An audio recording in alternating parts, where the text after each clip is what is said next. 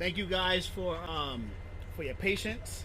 Uh, Daryl Mans, and all supporters, please come stand behind us. All supporters, please come stand behind us. Media, stand in front of us. Thank you. Attorney Mans, come stand behind us.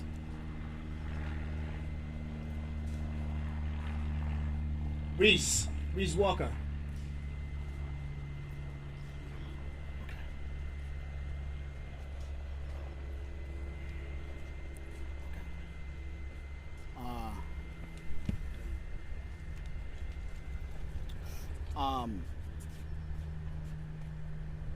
Let me go ahead and pull up your statement. Oh, that's not.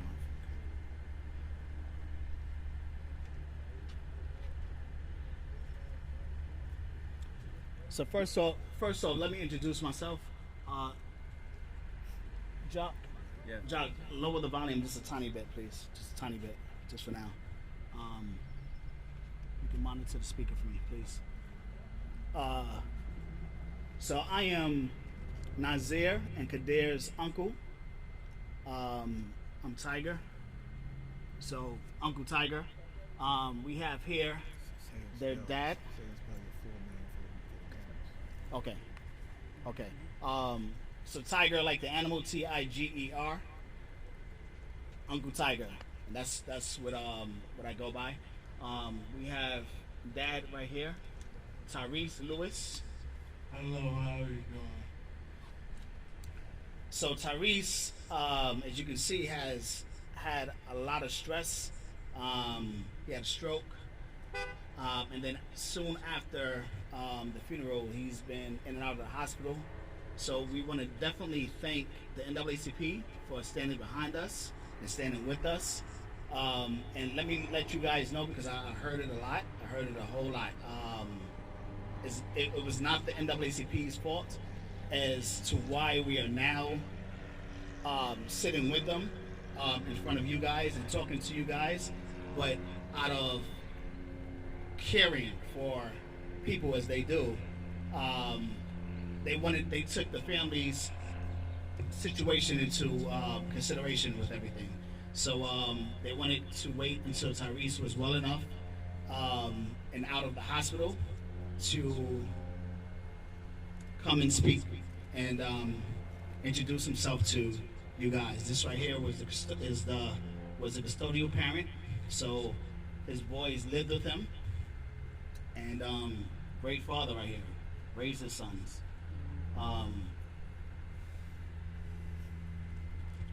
Thank you. I appreciate it. I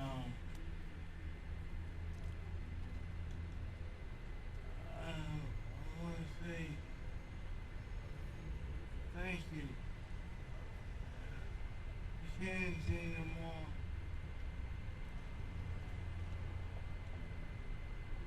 Okay.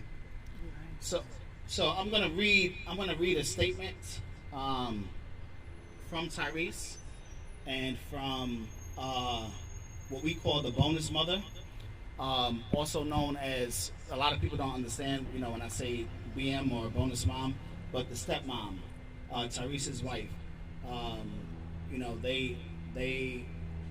That's who the boys lived with. Let me read this to you. From the moment the GBI informed us of the Nazir and Kadir's deaths, we have been really shocked and heartbreaking devastation. The void they have left in our lives is beyond imagining. Nazir and Kadir were, among many things, intelligent, loving, funny, kind, respectful, ambitious, independent, and resilient young men. They were driven and worked very hard towards their goals. Most importantly, they had the love and support of their families, relatives, and friends who cherished them. They even did things with the NAACP youth. Since the investigation began, we have sought to understand what happened that night. Almost 3 months in, and the answers we have do not make sense at all to us. As the investigation closes, we still do not have all of the answers. We want answers. We want to ask those who care to stand with us in seeking justice for Nazir and Kadir. Lastly, we want to express our heartfelt gratitude for the overwhelming support and encouragement shown to us during this difficult time.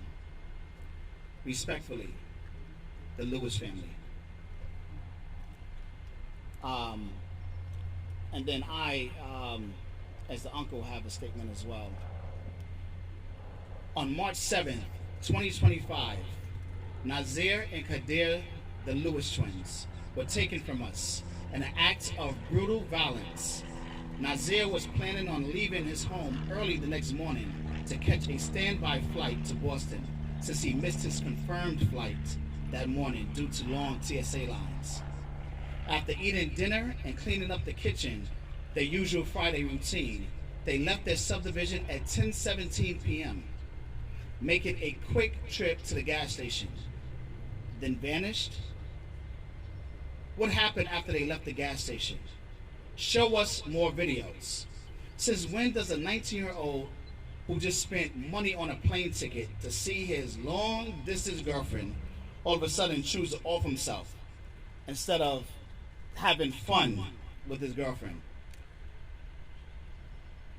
Did they have a key to the locked gate at this unheard of mountain to non-hikers? Did they call authorities or emergency services members to unlock the gate for them? Who unlocked the gate? They were bad drivers. One of them asked to drive my car. I replied, never.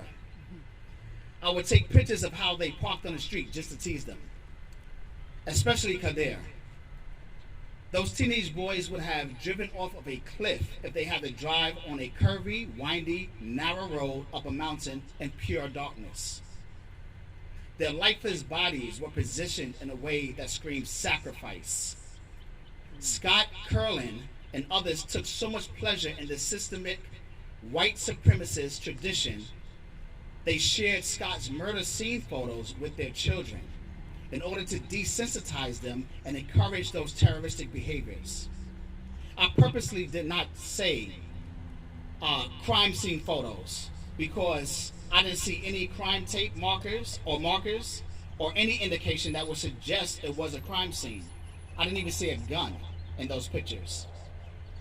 For months, officials have ignored our cries, but today we stand before you to say enough. We demand a full investigation and an independent one.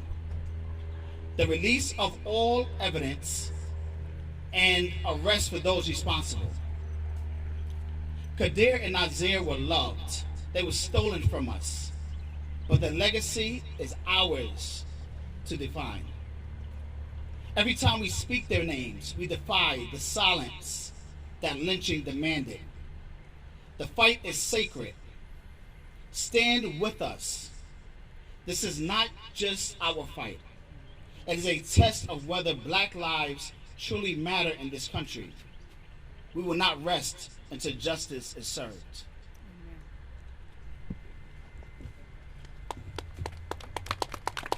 Thank you. So, introduce yourself. This is the president of the NAACP Gwinnett. First of all, I want to thank everybody for coming out today. I want to thank the media for covering this very important story. I also want to thank the members of the NAACP Gwinnett County branch, our state president, and other NAACP members that may be here that's a part of other branches here that we have here in Georgia. First and foremost, we want to extend our deepest condolences to the Lewis family, to the father, to the both mothers, to the aunts, to the uncles, aunties, cousins, and friends who are in mourning for this unimaginable loss. Words cannot fully express the pain and heartbreak felt by everyone who knew and loved these young men. Now let us be clear. There can be no real justice in this case. These young men cannot be brought back, and no legal outcome will ever restore their lives. However, what we can and must pursue is the truth and accountability.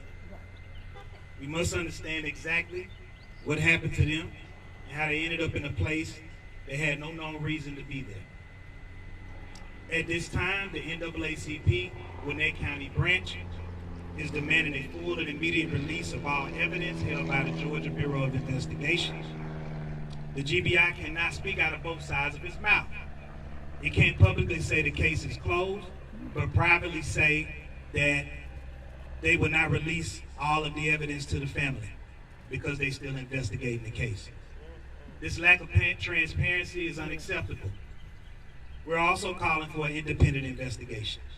The GBI and Towns County law enforcement have demonstrated time and time again that they cannot be trusted when handling cases of mysterious death of young black men. Our organization is committed to truth, transparency, accountability, especially when it comes to how law enforcement investigates deaths of black people. We will not rest. We will not be silent.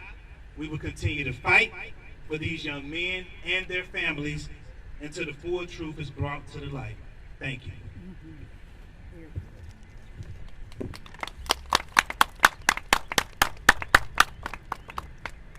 This right here is no stranger to any of us or to any of you. This right here is attorney and president of the state conference of the NAACP, Attorney Gerald Griggs.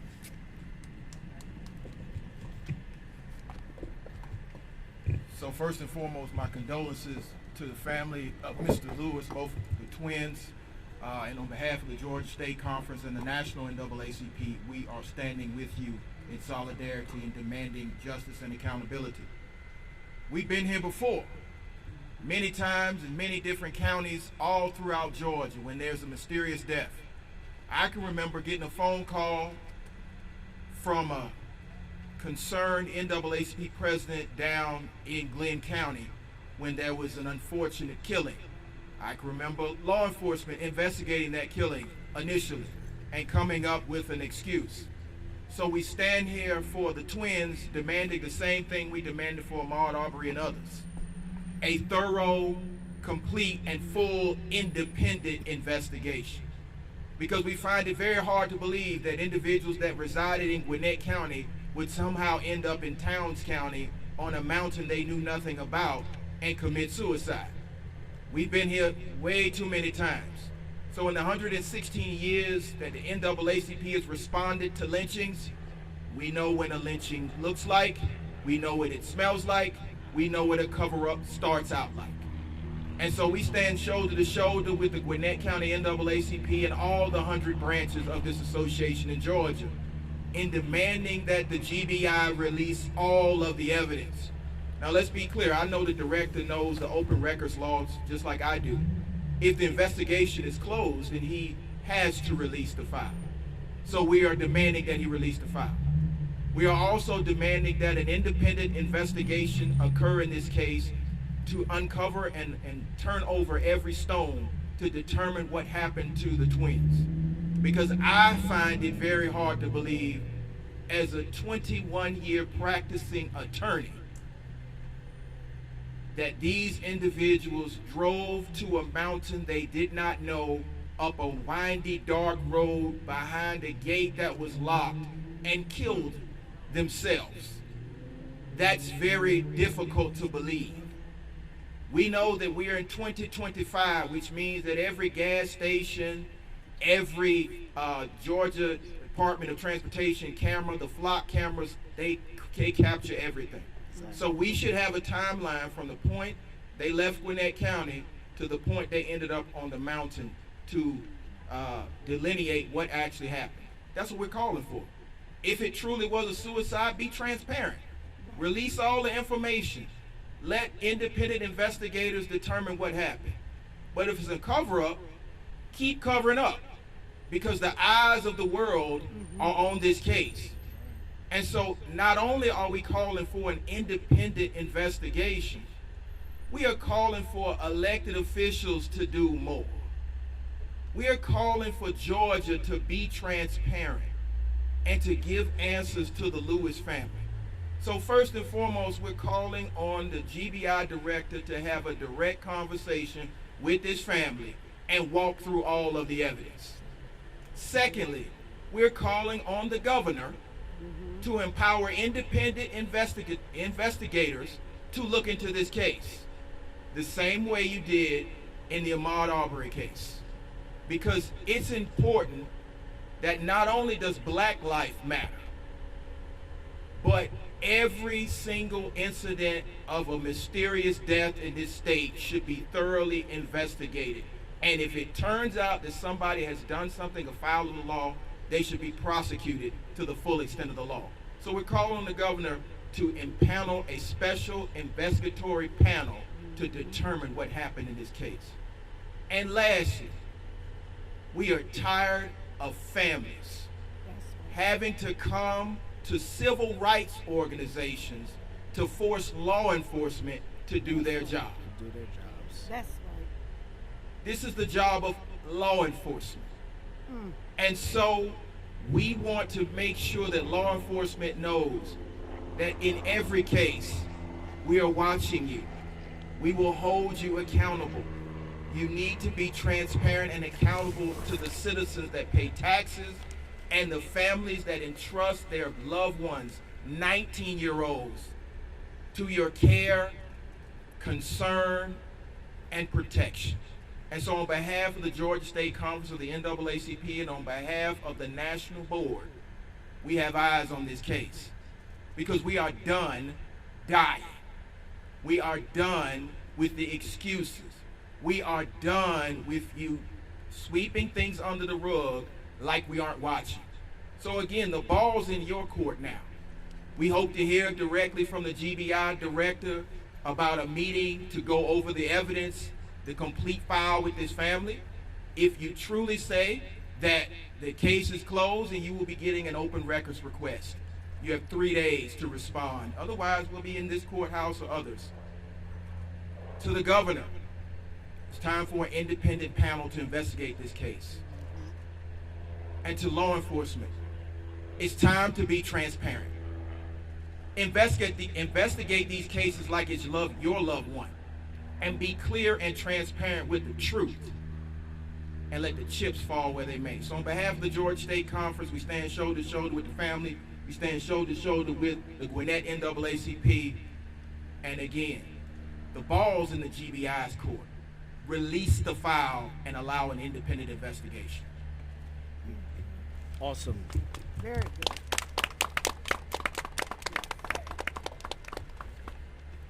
So now we have again another man that needs no introduction. State Representative Gabriel Collier. This is his district. My nephews were a part of his district. He has come to the house. He has, spoken to the family, and stood with us. So thank you.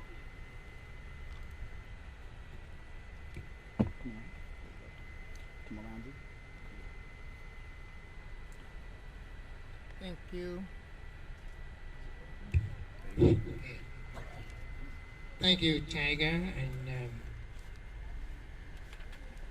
let me just introduce myself. My name is Gabriel Collier. I represent the 102nd District in the House. And these two young men should be alive today. They should be alive. Like Tiger said, I've been to the house. I've heard their story. And I've seen the parents. Folks, if it looks like a duck, walks like a duck, and quacks like a duck, it has to be what? It has to be a duck. This investigation surely looks like a cover-up. Yes, I'm not talking down on law enforcement. They do a great job, and they're human beings. sometimes some cases may not be easy to crack. But put yourselves in the shoes of this family. When I visited them, I knew they were a very strong family. But I also knew that they have been broken. Who wouldn't? To lose a child breaks you. How much more two? Think about it. And then, on top of it, you are not able to find out exactly what happened to them. Come on. If you want to commit suicide, why do you have to travel 3 hours away from your house? What stops you? You have your bedrooms, you have your backyard. It just makes no sense. And hey, if you're going to cover something up, make it believable. This ain't. And I ask, hold the hands of these parents during your investigation so that they will know what you have done and believe your outcome. Because, like I said before, it is so difficult, so hard to lose a child. How much more to, and also to endure a cover-up. Thank you so much.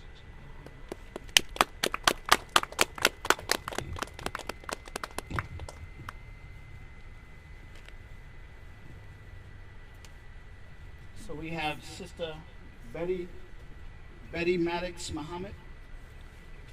She has been, when I tell you, her story is amazing. Her story, you know, is heartbreaking. But her fight, I've never seen anything like this, except for Muhammad Ali, maybe.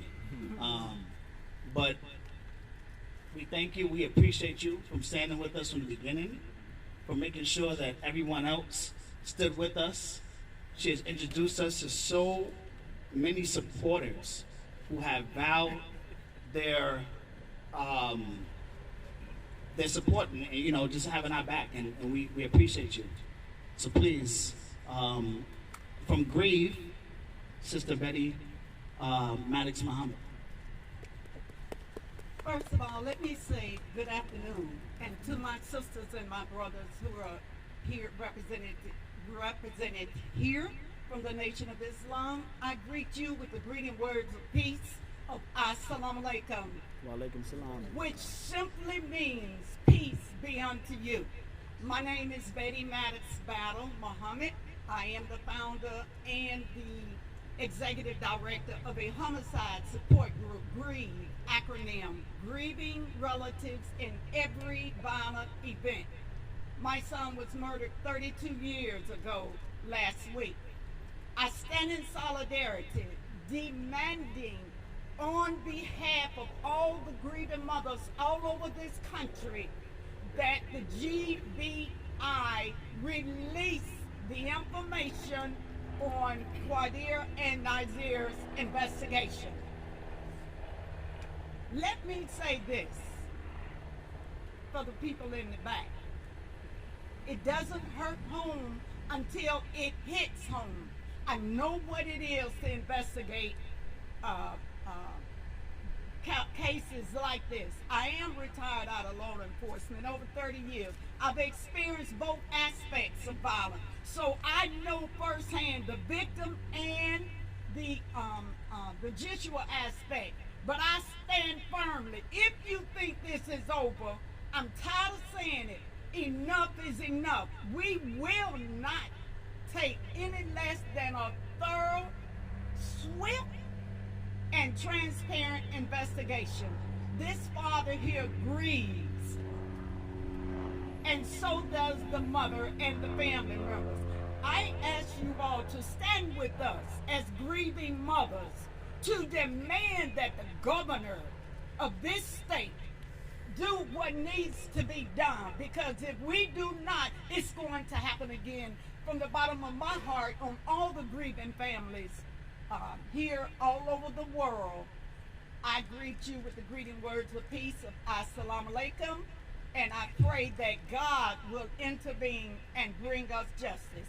Last but certainly not least,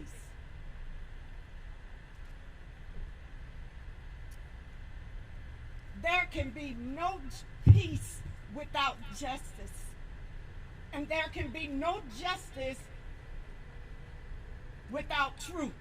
And there can be no truth unless someone stands up and tells us the truth. Thank you so much for your presence, and we look forward to the collaboration.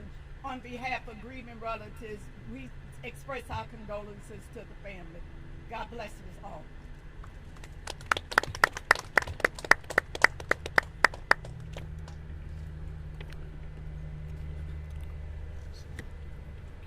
Yeah. Open up for questions. So now we're gonna open up this moment here for questions.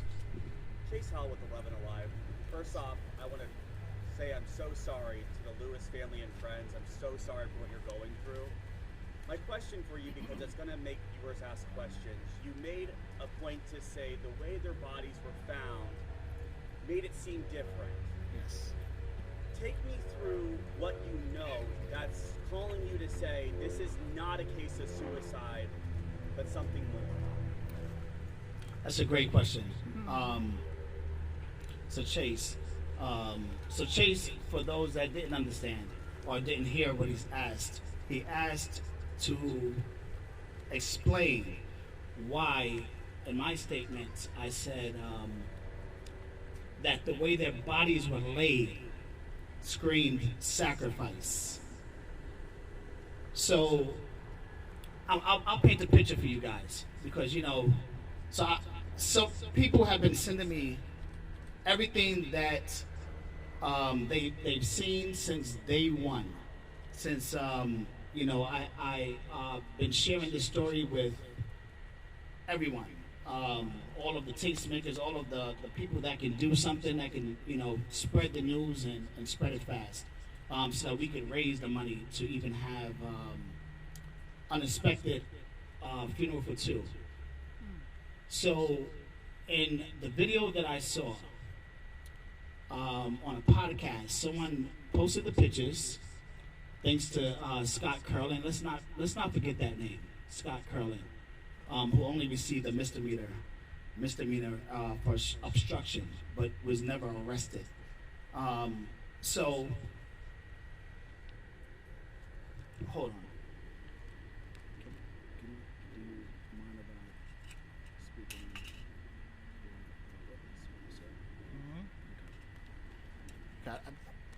So I've never shared this with Tyrese because of the sensitivity. But I'm going to share it now because it's important, and he just said it's okay to do so. So you guys know, on Easter Sunday, everybody uses pretty much the same logo, right? You have the 3 crosses on the mountain when Jesus and the murderer and the robber were, also being punished. So there was missing one cross, basically. It was 2 crosses. So their bodies were like this.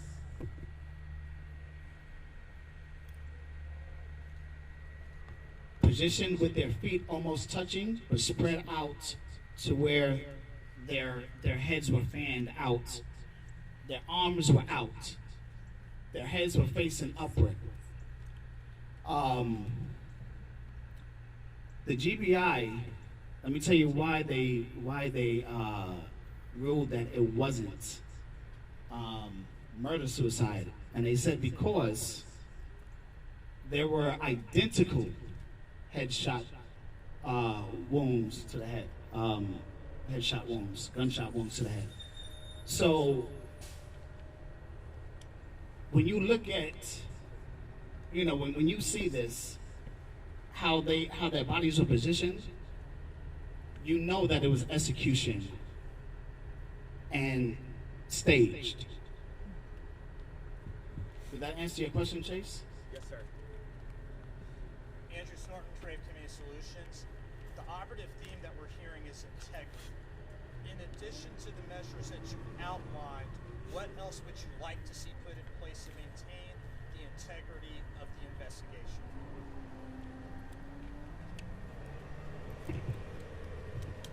Well, at this point, my understanding is the investigation is closed.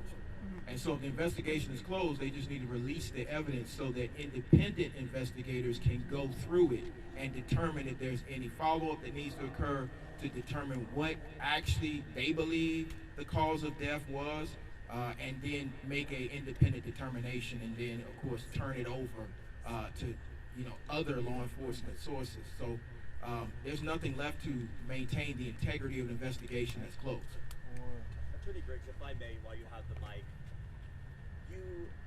what legally can be done for the police department, for GBI, to release all that evidence? In your professional opinion, what can be done? Open records requests can be given to law enforcement, and if they have deemed the investigation closed, Georgia law says they have to release it. So if they truly have closed the case, which the family has indicated that they will not release the information, that means they haven't closed the investigation. And then once independent investigators have the file and go through it and make an independent determination, there are other steps that can be taken, either elevating it to a higher law enforcement source, namely the FBI, or in some cases, the family could file a request for a magistrate court judge to hear the evidence through a warrant application hearing and potentially open a criminal investigation. Or they could take it to the district attorney of that circuit and turn over the investigation. So what people need to understand is law enforcement ultimately does not make the call of whether or not a case will be prosecuted. The district attorney of the circuit does. And so that's why we're asking for them to turn it over so we can do our own thorough investigation and then proceed in one of those fashions. When was the last time the family met with the GBI, and did they give any indication that they would eventually release? I think it's a better question for the family. So the answer to that, well, he asked just now. Tell me your name. Matt Johnson with Channel 2. Matt Johnson with Channel 2 just asked, when was the last time the family met with the GBI or GBI met with the family?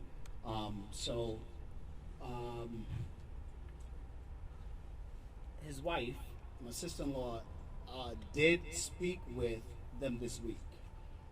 She has asked for the records. She asked for everything that the attorneys told her that we needed. And they said to her, well, the case is not yet closed. So we can't give you anything until then. All of everything, all their belongings that they, have come time and time again to the house to take, to explore and to investigate, they still have everything. They have not given back the phones. They haven't given back the computers. They haven't given back the gaming system. Nothing. My other question would be too, we hear about Ahmaud Arbery, and we remember him not only because he's local, but the heinous crime, the hate crime that was brought against him. Why are we connecting his case of 2020 to this of the Lewis twins in 2025? Because if you recall the Ahmaud Arbery case, it was ruled that there was no criminality by at least 2 district attorneys after the police department turned it over.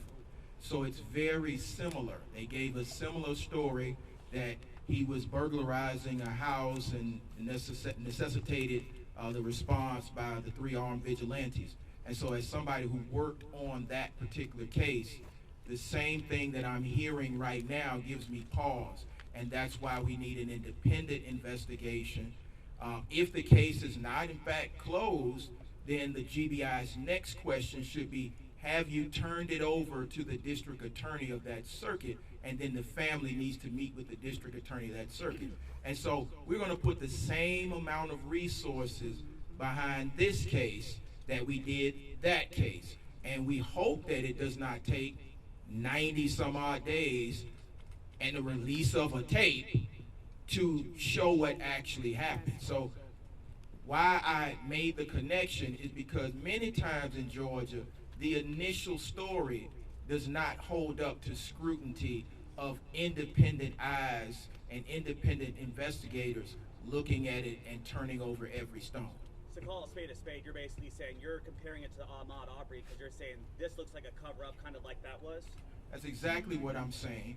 And the reason I'm saying that is because too many of the facts that we already know don't seem to point to this was a suicide. Now, we could be wrong, and that's why it's incumbent upon them to turn over the evidence so that we can look at the evidence with an independent eye and then have a conversation with the district attorney about what the district attorney sees.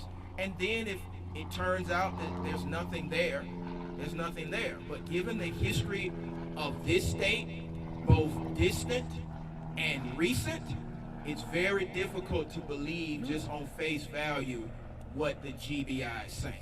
So are you saying that the GBI has evidence of a murder that they're choosing not to further investigate, or are you saying they haven't investigated it enough? What I'm saying is, if the GBI has closed this case, release it so other investigators can determine what actually happened. I'm not casting aspersions on the GBI yet, but if it turns out they're not being transparent, then we're going to have a bigger problem. Let me add something to answer that question.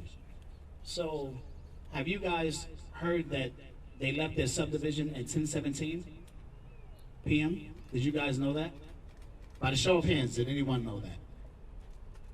Okay, so the reason why you did not know that is because the GBI, and I found this out soon after the Towns County Sheriff accompanied the GBI to the house to let the family know what they found, what they discovered.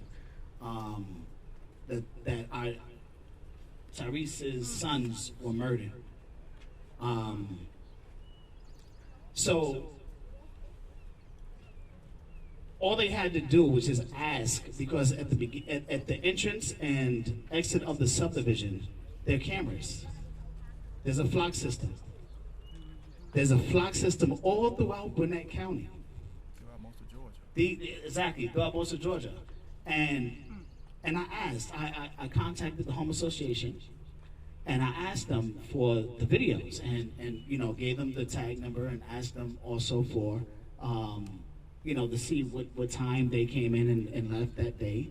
And I was granted it within a matter of less than 24 hours. I was granted that information. And I asked them, I said, hey, did the GBI come here and ask you for this? They said no. They said we've actually been waiting on them to ask. We've been waiting on someone to ask. So you didn't hear anything about a time of when they were last on camera at the Shell gas station until last month. Last month, when, you know, towards the middle of last month, just before they said, we've ruled that this is a double suicide. They, you know, did this to themselves. Not happening. This is just a quick short question. Is there any video from the Shell station?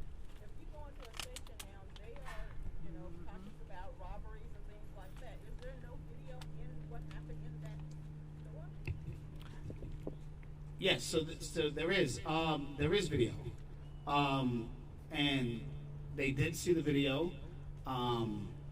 Their bonus mom did identify which was which for the GBI after being shown the video. But they no, they didn't share anything.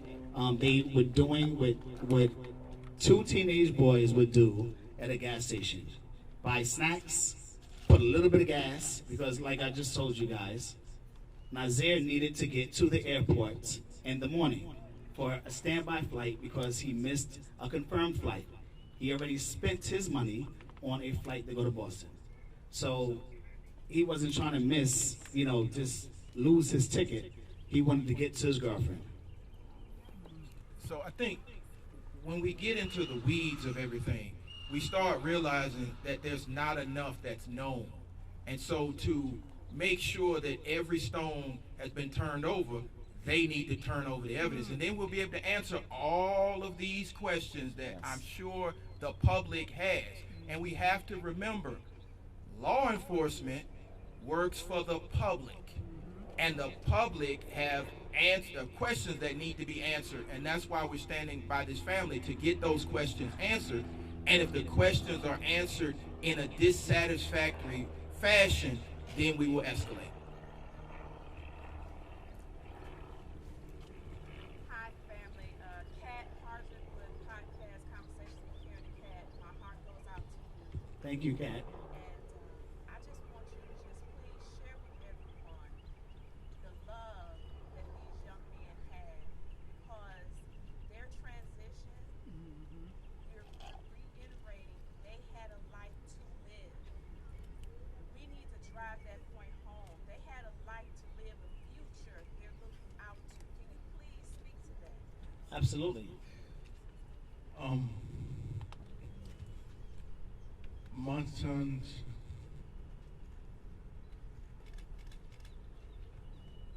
they enjoyed several things.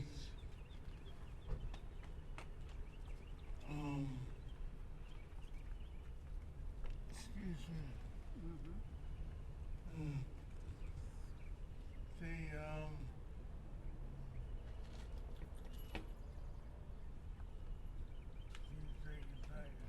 Okay. Let me tell you this. They were lifesavers. Literally lifesavers. Okay? They were lifeguards. They have been lifeguards at a moment in their lives where they were saving people. That you're not going to hear anywhere, right? They saved lives. They knew CPR. They had to go through so many different trainings in order to get certified as lifeguards.